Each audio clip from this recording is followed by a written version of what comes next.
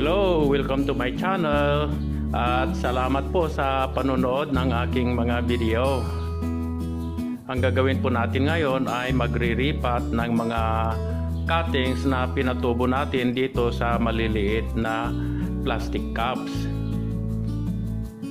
So ngayon magtitingin po tayo ng mga pwede nating i-transplant o repat. Ang titignan po lang natin ay pag dito sa side ng plastic cup ay may makikita na tayo na mga ugat, meaning gusto na nila nang magkaroon ng space. Ito wala pa po.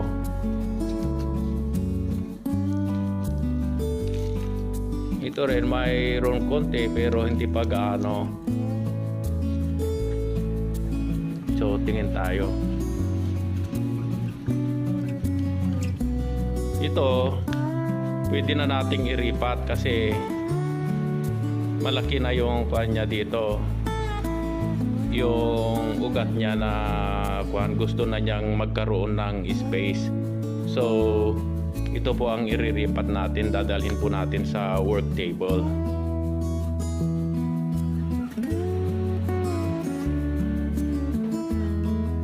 Okay, so dito na po tayo. Dito po yung iriripat natin at saka ito po yung gagamitin natin na pot. Huwag po tayong gumamit ng masyadong malaking pot pag itong itra-transplant natin ay maliit pa. So ibagay naman po natin, so parang ganito siya ang kalalabasan. Huwag po tayong gagamit ng masyadong malaking pot kaagad kasi hindi po maganda ang itsura niya. So, ibagay po natin sa paglalagyan natin na pot. So, ito, tama lang. Kagaya nitong mga pots na ito, cute silang tignan pag maliit lang. Saka ito rin. So, huwag pong gumamit ng malaki kung maliit naman yung itra-transplant natin para proportion siya.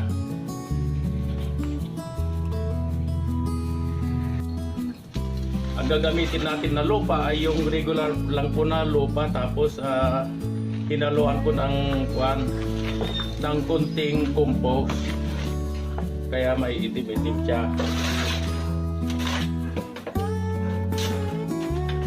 Ngayon, pag i-repat po natin siya, titignan natin kung gaano kataas, ganyan, or ganito kababa. So parang maganda siya na ganito lang kababa, tamang-tama siya. Aalisin lang itong pot, tapos hanggang dyan na siya. Pero itong pot na ito, malalaki yung butas niya, kaya lalagyan ko siya ng net para hindi mahulog yung mga lupa bago ko ilagay yung lupa.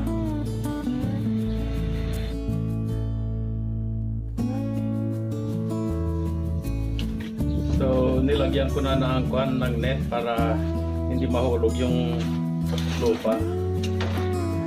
So ang gagawin po natin ay, kasi medyo mababa siya, maglagay tayo ng kunting lupa.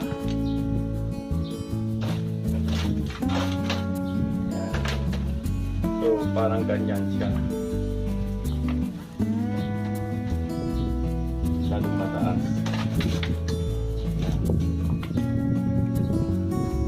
So ang gagawin po natin dito ay gugupitin po natin ito.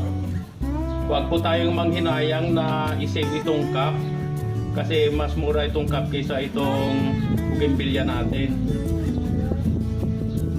So gupitin po natin ito ng maraming beses.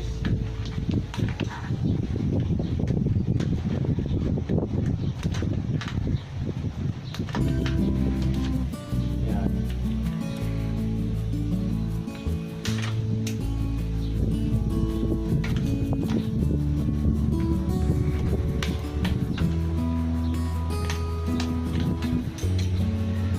At hinay-hinay lang po tayo na iganito ito para hindi po mabasag itong lupa. Yan.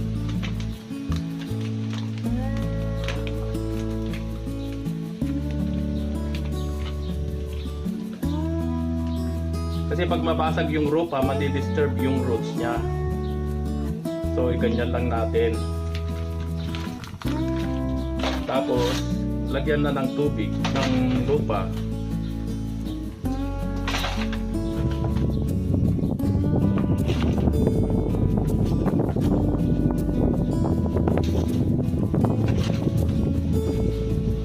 Bago natin gupitin yung plastic cup, kailangan medyo basa yung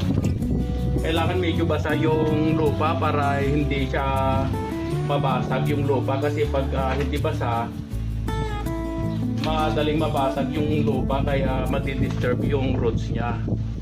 Kaya pero wag naman masyadong basa yung lupa na nasa plastic cup, kasi pag masyadong basa, mababasag naman yung lupa, kaya madi-disturb yung roots niya. Kaya yung tamang-tama lang na parang moist lang yung lupa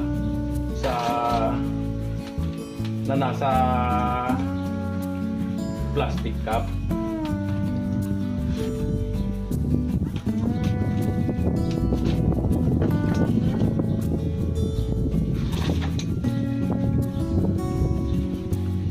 Dahil hindi nabasag ang lupa nito, kahit nasa araw siya, babalik siya sa araw kaagad, okay lang, kasi hindi nabasag yung lupa, hindi na-disturb yung roots niya. Ayan. So maglaan din po tayo ng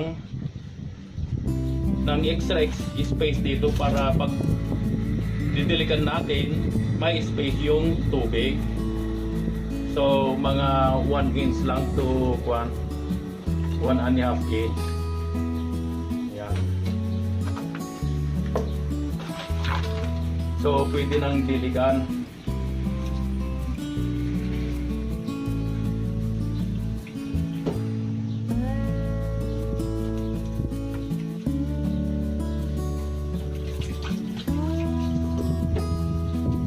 Yan, pag magbubulaklak ito, maganda kasi maliit itong paso niya, kagaya ng mga ito. Yan, cute sila. Oh.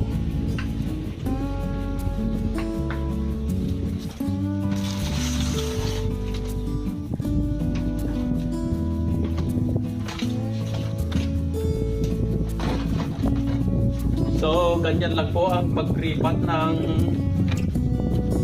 cuttings na itinaling sa plastic cup.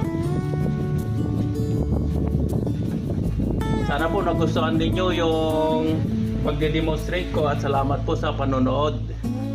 At sana po ay mag-subscribe po kayo sa channel ko para ma-notify kayo pag may i-upload akong bagong video. Maraming salamat po. Bye-bye.